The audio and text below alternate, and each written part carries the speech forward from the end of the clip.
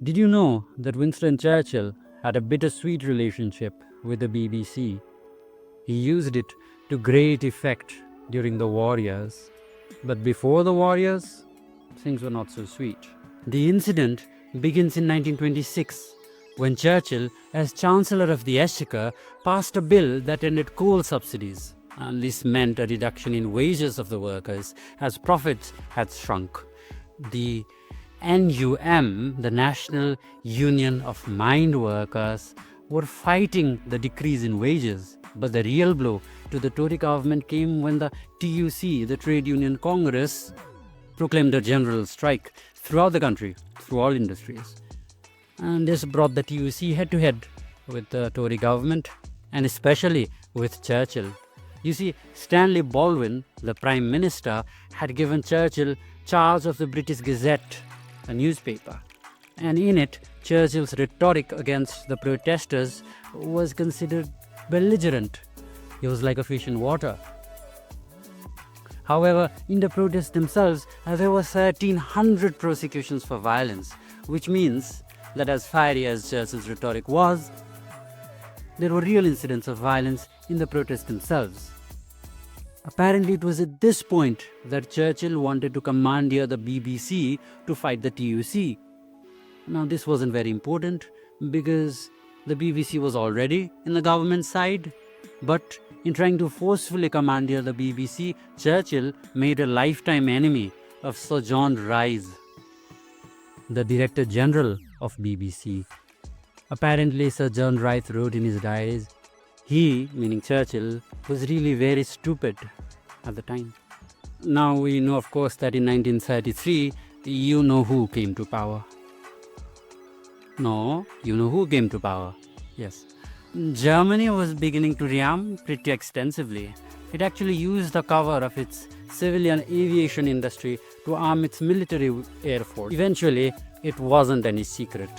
However, we know that the Conservative government was in an effort to appease Hitler, and Churchill was against this. Sir John Reith was the Director General of the BBC throughout the 30s, throughout the appeasement years, and it is believed that he deliberately kept Churchill out of the airwaves, partly for political reasons, but partly for personal reasons. Now at this point, things had changed. Churchill was no longer as popular as he was before, and importantly, he was not in any government position, which meant that even if the BBC was working with the government, it was working in the side of the appeasers. Churchill wanted the BBC to give diverse opinions relating to the war effort instead of this copious stream of pontifical, anonymous mugwumpery with which we have been dosed so long. The censorship against elements in the government that wanted to warn against the dangers of appeasement became so great that Churchill actually had to use the allegory of the dragon and St. George to make his point. Before he mocked appeasement through his allegory, he directly addressed the BBC and Sir John Reith, asking the audience to picture these people waiting anxiously for Churchill to say one word that they did not agree with so that they could cut him off. In November of 1934, however, the BBC did allow Churchill loan airtime, in which Churchill strongly urged England to rearm. Once Churchill was asked to form his wartime government, the BBC was of course on his side. In any case, Sir John Reith had left the BBC in 1938, which meant that personal vendetta were behind them. But Lord Halifax was one of the contenders to be Prime Minister, and actually this was the opinion of the Times, the BBC and the Church of England. Apparently Halifax did not want the position.